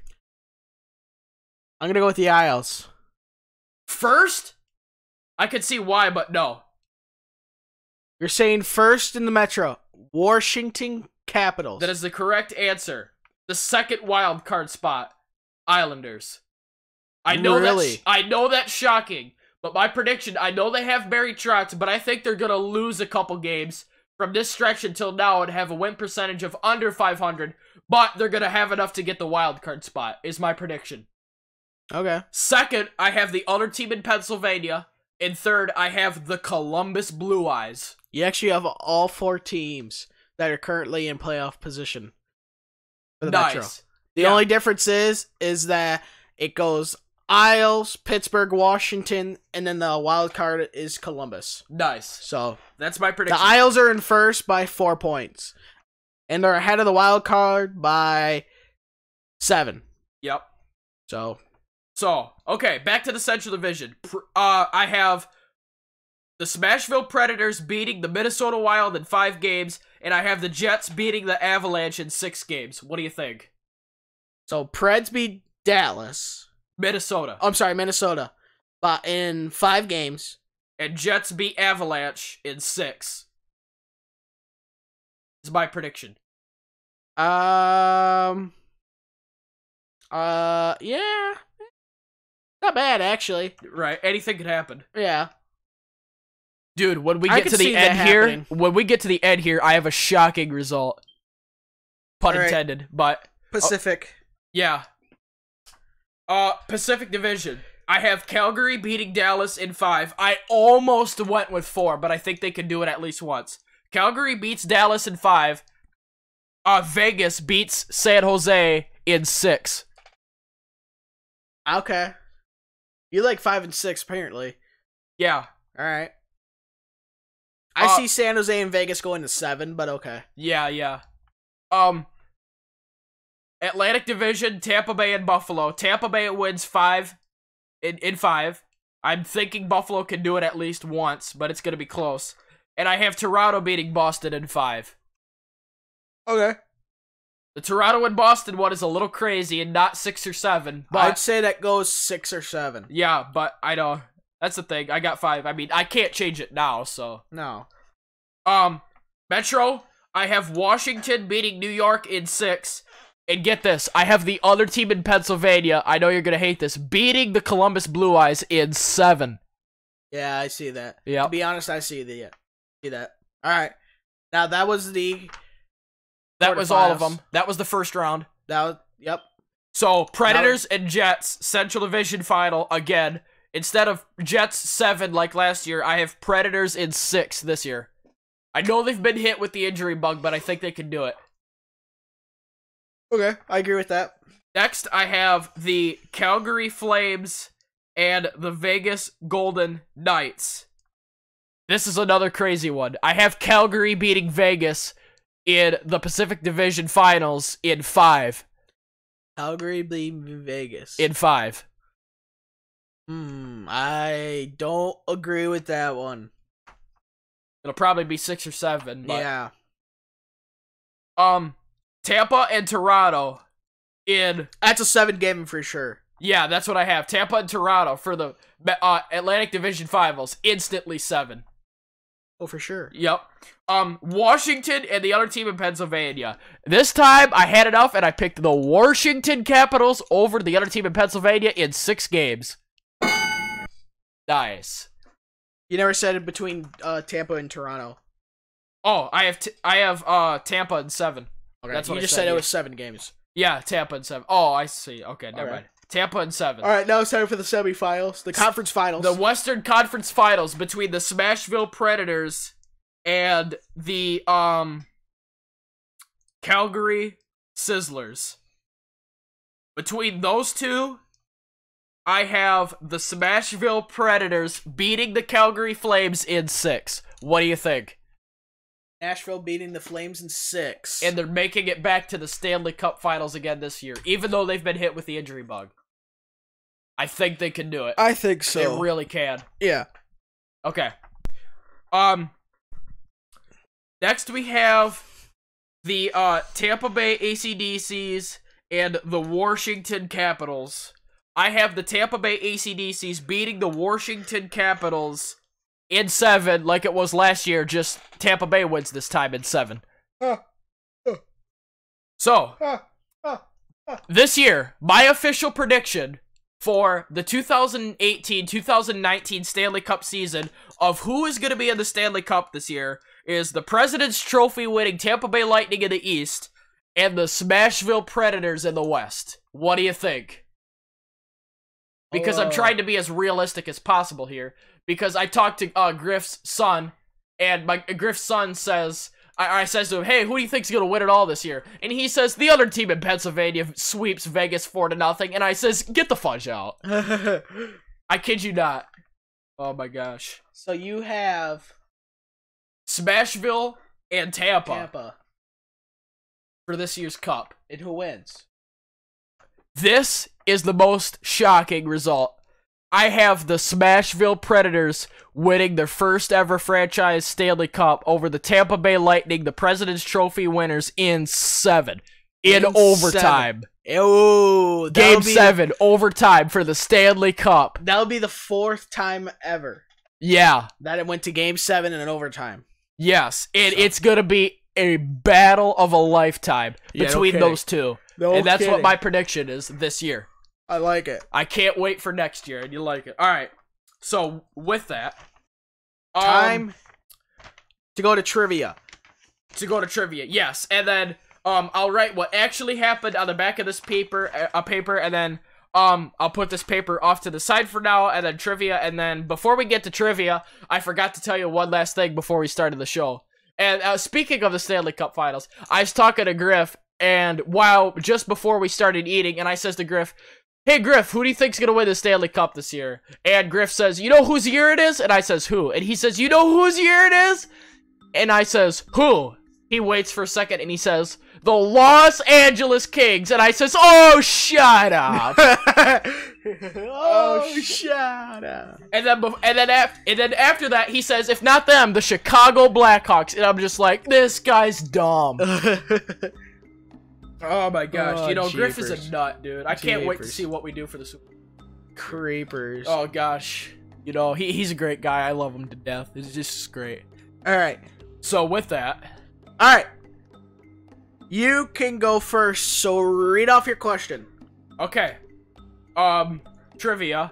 My trivia question for the day is,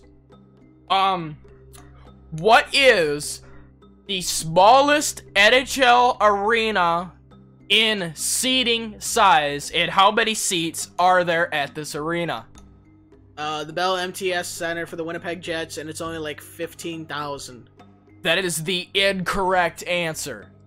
Ooh, completely or just part of it? Completely. All right. The next guess is the Barclays Center. That is also incorrect. You got one guess left. Really? Yeah. East or West? East. And I'll give you a hint. Not a very popular arena. Not a very popular arena. Not because it's a low seating attendance, but it's just not a popular arena at all. Where this team plays. Canadian or U.S.? U.S. Memorial Coliseum for the Islanders? I don't think it was that small. Why is it not popular? Why it's not popular? It's just because some people just don't like the arena. I think it is, and they don't like how it's arranged. And I mean, because it's different looking, I think it is, and I think it's relatively new. I think, and it's not T-Mobile. No, there's the 7th smallest. It's not T-Mobile. That's West anyways. Yeah, I to say. It's just on opinions. People who live in this city, I think that they did for some reason they just don't like it. It's not Madison Square Garden. No, It's really not Barclays Center. Barclays Center. No. Really? Yeah, you have one guess left with $1.20 to go. Is it Metro or Atlantic? Metro.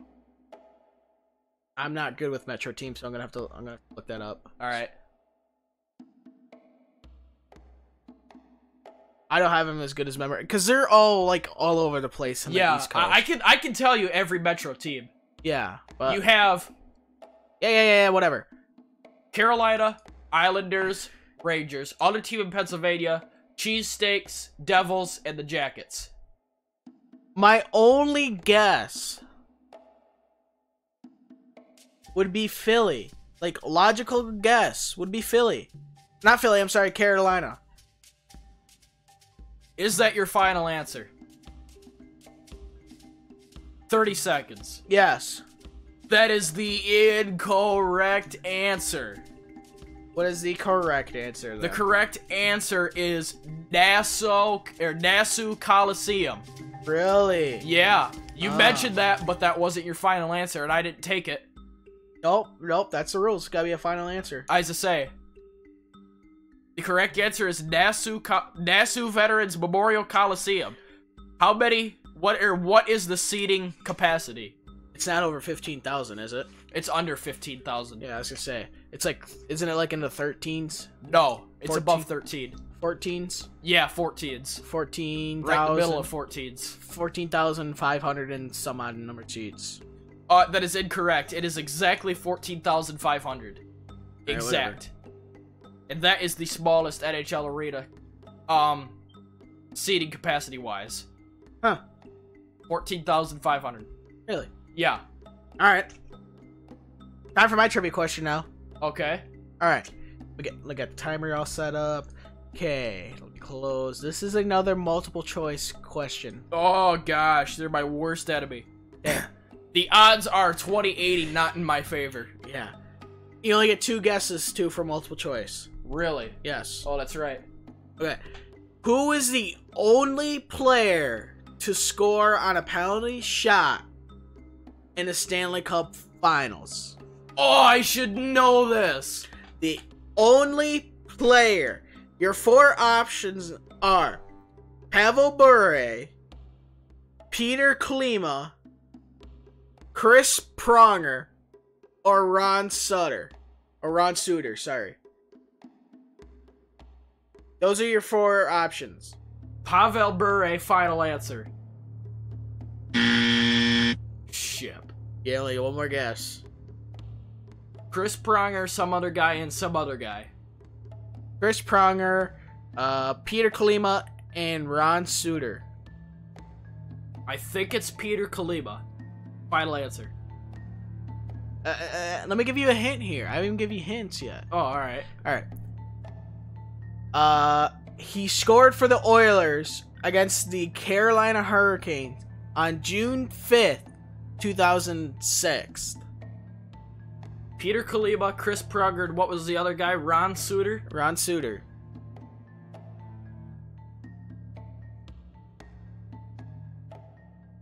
Oof.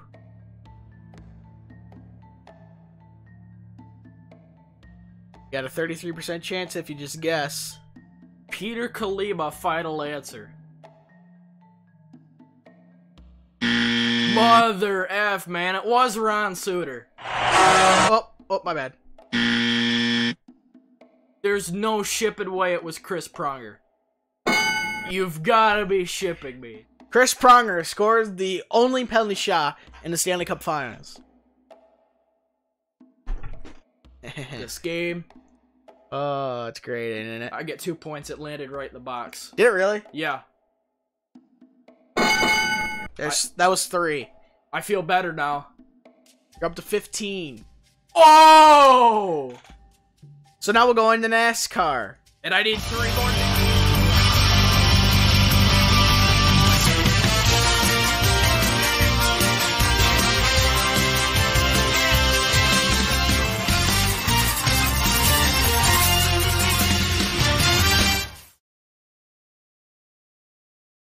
Alright, I cut Andy off. He only needs 3 more dingers to set a new record. So, we'll make the NASCAR one kind of short and sweet here. So, why... This is the article, and it says, why NASCAR will be slowing its cars down in future races. Attendance and TV ratings have plunged, obviously. Well, duh. Yeah. So, new chairman Jim France has instituted changes. The reset button for NASCAR was triggered as soon as Joey Logano wrapped up last season's championship celebration. There was massive work to be done to stop the stock car series from spiraling to the bottom of the fix-it is nothing short of the radical reboot. The critical change is in the introduction of the overhaul rules package designed to make the racing watchable again, as it comes under new leadership at the top. Jim France replaced his nephew as chairman in August after Mr.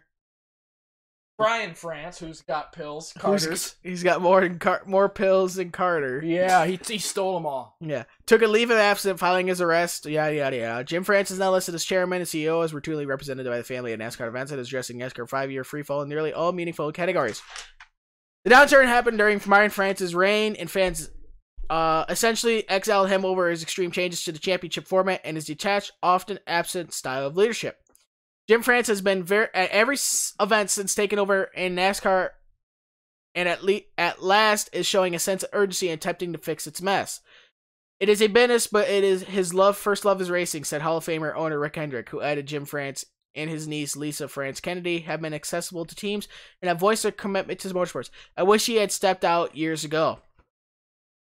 France has overseen the most collaborative atmosphere in NASCAR history. All stakeholders, the sanctioning body, teams, drivers, track operators, and television partners, have brainstormed improvements and ideas to stop the plunge in attendance and TV ratings.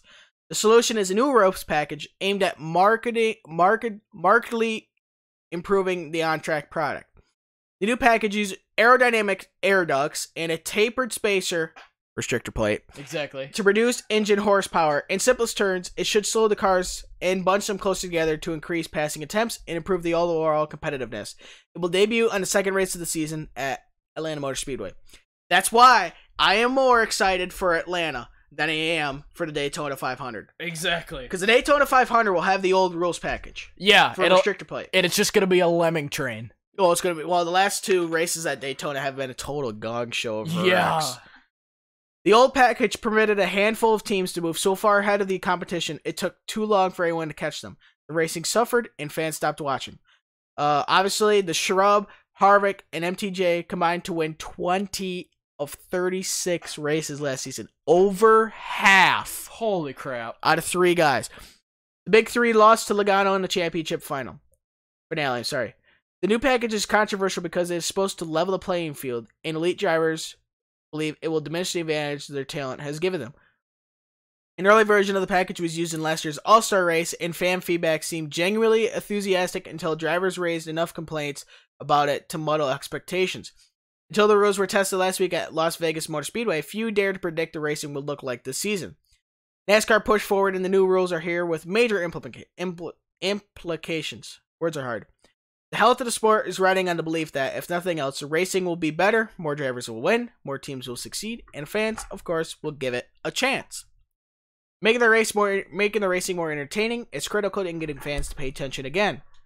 On the optimism scale of a 1 to 10, I'm a 15, said Marcus Smith, who is CEO of Speedway Motorsports Incorporated, SMI. Last year pushed hard for the rules package and also altered his track last season to create the hybrid oval road course Roval that created some buzz during last year's playoffs. The racing is most important for NASCAR, and the quality of racing is similar to how the quality of a show, a movie, or the quality of a story in a book. If it's exciting, you want to watch it. You want to be there. The package is going to be more exciting, and I believe it will have a huge positive impact on the sport. NASCAR will continue and emphasize its rising young talent, led by Ryan Blaney, Austin. I don't deserve to be in the playoffs. That's why I'm out Dylan. Chase Elliott, Eric Jones, and Kyle Larson, all playoff drivers last season. Elliott was voted NASCAR's most popular driver, an award won a record 16 times by his Hall of Fame father, Awesome Bill from Dawsonville. Even so, the spotlight still centers on NASCAR's aging stars who are adamant they can still win championships. So, there's not too much left in this article. Leading the veteran charge is 7-time Jimmy Johansson. In a new look, number 48 team. Johnson and Chad Canals, the only crew chief he had in the Cup Series split at the end of the season. A longtime sponsor, Lowe's, left NASCAR. Johnson suffered through the first winless season of his career, but is certain he can still win a record 8th championship. There is a lot of new to it. There's no way around it. It definitely is a new challenge, and I welcome it. I'm just excited to this fresh start and see where it takes us. Truex, a year moved from his Cup title, moved to Joe Gibbs for the 2019 because his title-winning team closed its doors. He replaced Mexican driver Daniel Burrito Suarez, the only non-American in the field, and Suarez was signed last month by Stewart-Haas Racing. Kurt Busch vacated that seat and placed Jamie McFlurry Machine at Cheap Ganassi Racing, and McMurray's career will come to a close after the Daytona 500. He and AJ Umdinger are among the many drivers moving into television work, opening opportunities for lesser-known drivers. Logano, who used 2 victories in the last 4 races of 2018 to become the unlikely champion, is a firm believer that NASCAR is making moves to stop its downturn. Our sport is not in the dumps. That's not the case at all. Logano said, I think there's a lot of upside, a lot of great things we are doing, and when it comes to motorsports in America, there's nothing better than NASCAR. Gonna watch the NASCAR. So, we will see. Dale Earnhardt Jr. to make one-off NASCAR return at Darlington Xfinity race. Who? He's doing it again. Yeah, the Ageless Wonder's back at it again. He ran the Xfinity race last year at Richmond, and he's running an Xfinity race here at Darlington.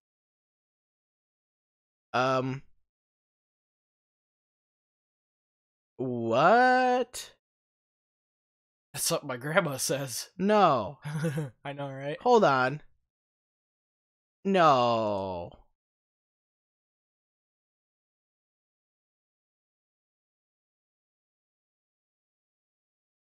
Wow. Okay. This is huge. I just saw this article. Wow. Supposedly. Now, hold on. Let me check a more trusted source to see if that's true. Because I'm not quite sure about that. Oh, boy.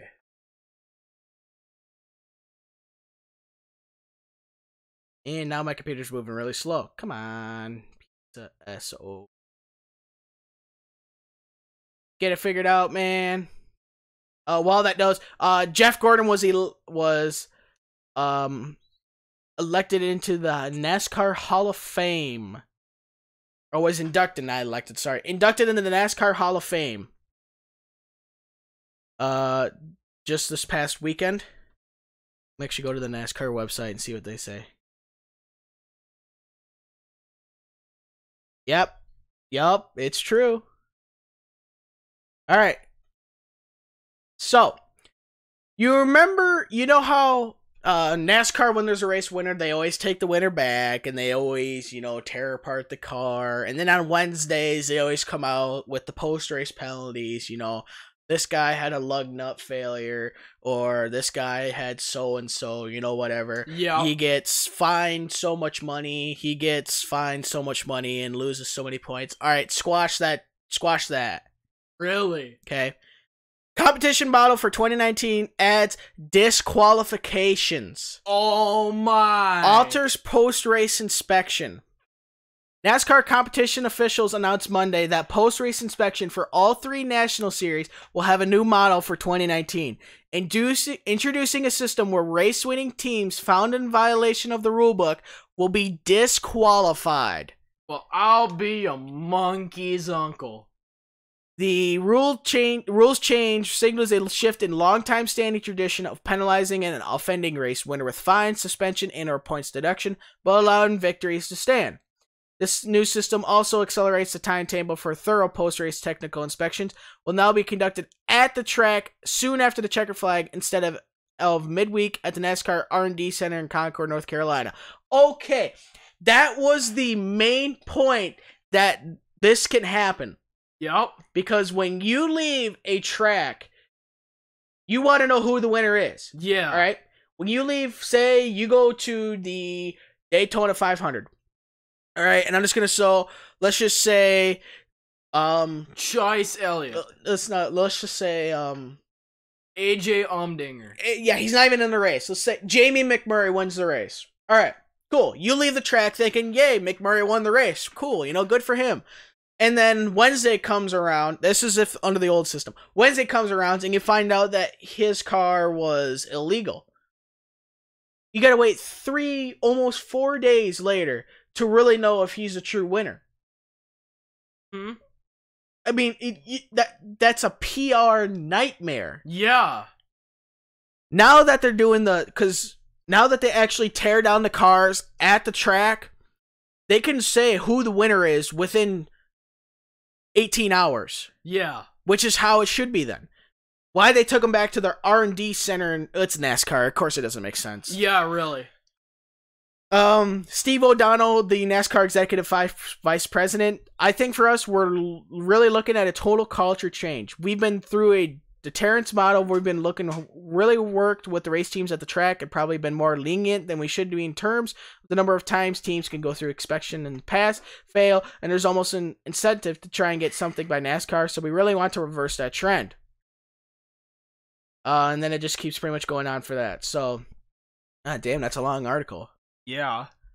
The last known disqualification of a race winner in NASCAR's Top Series came April 17th, 1960 at Wilson, North Carolina Speedway. Apparent winner, I don't even want to try and pronounce that, Emmanuel Zervakis, was demoted to last place after his car was found with an oversized fuel tank.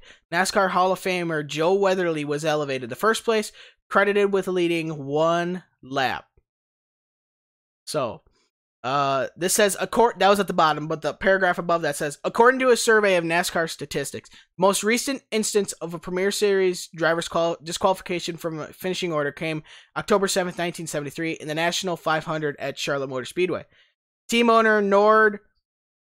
Some team ordered driver Buddy Baker to park his number 71 Dodge nearly 1 hammer average short of the finish, saying carburetor rules had made the car uncompetitive.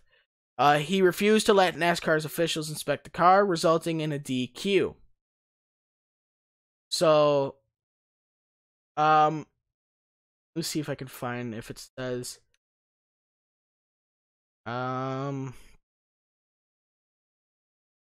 yeah, So what they're saying is now that they'll get penalty announcements Saturday or Sunday, depending on the day of the race. So with that, I don't know what will happen. It says, okay, the cars of the first place and second place finishers, plus at least one randomly selected car, will undergo post-race inspection at the track. Competition officials said they are targeting a time frame of approximately 90 minutes or 2 hours to complete the inspection and confirm the race winner. Now that's exactly how you do it. Exactly. Okay? Jim France, you deserve a raise. Alright? Because Brian France, get the fudge out. Stay the hell away. So, should one of these cars fail the post-race inspection, the team and the driver would receive last place points, and the rest of the finishing order will move up. Okay, I was gonna wonder what that happened. So, say the winner, Jamie McMurray, he will go from first. Talk about going from the penthouse to the frickin' in 2 hours. He will go to dead last. Yeah, and then everybody would move up. So then, second place would be first, third would be second, and third, so on. Fourth, third. So, okay, that makes sense. Disqualified teams would also be stripped of the benefits of playoff points, stage points, and automatic postseason berths and playoff advancement. Wow. Yeah. Now all they got to do is fix the point system. Yeah. And then some. Wow. That is huge. A free dinger. That is huge. Yeah, it's about time they're doing something right. Because I've said I don't mind them doing it because nobody wants to have a cheater win. Yeah. You know. But but like I said, the problem was they wouldn't announce penalties till Wednesday. Yeah, Joey Legato. He didn't cheat. I know, but the point system and him not deserving to win the That's championship. not my point. I know, but okay. It sucks. But I'm saying it's not good to announce a winner finally, confirm it on Wednesday, 3 or 4 days after the race actually finished. Yeah. Having it 2 hours, there's probably still fans at the track, you know, getting autographs with the drivers, getting pictures, or they're camping in the infield or somewhere around the track. Yeah. So they'll know, oh, driver A had a oversized radiator or radiator pan or whatever. I'm just making something up. Yep. So, okay, now he's last. So now driver B has won the race. Okay. So, I think that will kind of help. But we'll have to see how it happens. Now, I don't know how they determine the severity of a penalty deserves a disqualification. Yep. So, because, I mean, if you have something... Obviously, if you have a lug nut, they're not going to frickin' disqualify you if you have a lug nut violation. Yeah. I think what they said in there, because I closed the article because it was a really long article. I think they said if it's considered L1 or L2 penalties, which is their highest penalties, kind of think of it as like your lug nut violations, your $5,000 fine in the NHL. Your L1, L2s are like Tom Wilson getting suspended 23 games. Yeah. So... I think that's what they do, if that's what they're going to do, but I don't know. All right, lead us off with who had that number. All right. By who had that number, I'm hoping this is one of the greatest who had that numbers I'll have ever done on the history of the IHN show. So, I'm going to give it a whack today. With hockey, again, same old, same old. I know I've been doing the key number 22 a lot, so I'm going to change it up and move down 3 whole numbers in today's key number of number 19.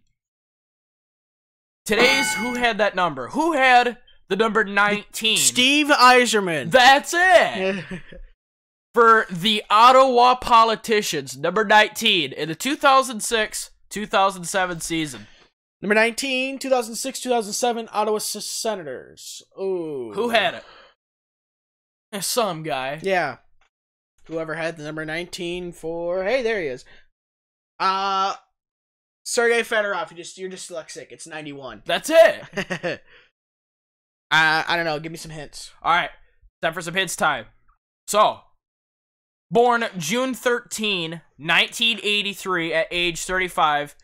He was born in Mississauga, Ontario, Canada. Great place. 6'3", 214 pounds. Centerman, right-handed shot. Okay. His national team is Canada. In the 2001 NHL draft, he was picked 2nd overall. 2000 what? 2001 NHL draft, drafted 2nd overall. First overall was Rick DiPietro, right? Yeah, second was not this guy. I was gonna say Rick Nash, but that's not it. No, he was a first overall. Yeah, 2nd overall was this guy. All okay, I almost said his name. It was close. Okay, so let me scroll down here. Played for a bunch of different teams in the OHL. He played for the Binghamton Senators in the AHL. Let's see here. From 2002 all the way to 2014, 12 years. He played for the Ottawa Senators franchise as the number 19, and from 2014-2015 season to currently present, playing for this team as the number 90 for the Dallas Lone Star State Stars. Oh, I should know who it is then. Yeah, who wears the number 90 for the Dallas Stars right now? Oh my god. Still a centerman, right-handed shot. I'm trying to think of their sentiments. I think Sagan's a no, Jamie Benn's a centerman, right? Nope. Sagan? Yeah. Okay, it's either I knew it was either Ben or Sagan because I knew Radulov was a Radulov is right wing, Ben is left wing, centerman is Sagan. That's a powerful first line. Yeah. He's obviously not on the first line. No, he's got to be on the third. He's got to be on the third line. Spezza. Isn't it Jason Spezza? I can't remember his first name. I'm gonna go with Spezza or Spizzo, however you pronounce it. Son of a freaking beach. Nice. Oh, how much time was left? 27 seconds. Now, is it Jason Spezza or Spezza, however you pronounce it? The correct way to pronounce his name is Jason Spezza. It is Spezza? Okay. It is Spezza. All right. Oh, man. You almost got me. Dang near had him. I used to say, dude, get this. I don't know what made me think 90 in Spezza. I was thinking, the hell? I was like, the only centerman I know is... I was going through players I knew for sure. I knew the first line. You got Ben Bishop, Dobin, Klingberg, Sharp used to play for him. He doesn't still play for him. He plays for Blackhawks now. Patrick Sharp is retired. He retired? Yeah. All right, never mind. He retired. And then I was like, I don't know how I made the connection. I was just like, I think it's Spezza. It's Spezza. Yeah. All right, we're going to say before I rudely interrupted. Yeah. In the 2004-2005 season during the lockout, apparently his stats were that he played for the Binghamton Senators in the AHL. I don't get how that works because of the lockout. So apparently the minor leagues were still going on. Yeah, it was an NHL collective bargaining agreement. Yeah, it seemed legit, but it wasn't an AHL thing. Dude, Jason Spezza played 80 games in the 2004-2005 season that year for the Binghamton Senators. 80 points, 80 games played, 117 points. Oh my. 80 games played, 85 assists. Dish master. Holy crap. Dude, tore it up. No Currently, kidding. right now, before this season started, 989 games played in the NHL, 888 points, 69 playoff games, 22 playoff goals. There's 2. Hey, tie record, right? Or is that one left? Or am I one short? You're 1 over. Hey! 18 is the new record, unless I completely ship the bed. Yeah, you could use dingers. Yeah, if I get who had that number wrong. It depends. So, all right. The thing is, I think Jason Spezza right now is a healthy scratch, to be honest. He might be. Because last season he played 78 games and had 26 points. Yikes. He is declining like an SOB. He's 35 right now. He's almost there to retirement. Yep. But he done good, so. All right. Who had that number? Who had the number 37? 37, yuck. For the San Jose Sharks in the 2002-2003 season. Oh, this is gonna suck. 2002-2003 season for San Jose Sharks. Can I give up now? He was drafted 116th overall in the 1995 draft by the San Jose Sharks. You. He caught with his left, so normal. He's a goaltender. Wow. 6'2", 187 pounds. He's currently 42 years old and he's from Finland.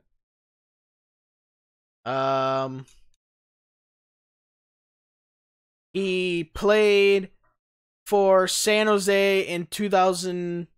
Made his debut in 2000-2001 season with the San Jose Sharks and played 5 games. He had 2 wins, 1 loss.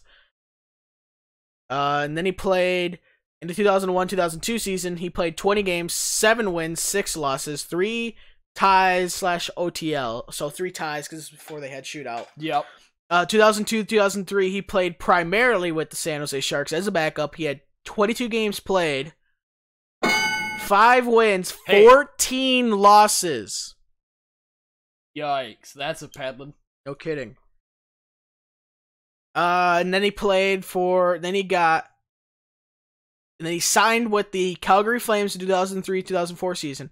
And then the lockout, he played for some Swedish league. Something like that. Yeah. For the 2003-2004 season, he played in 38 games, 24 wins, 10 losses, 4 ties.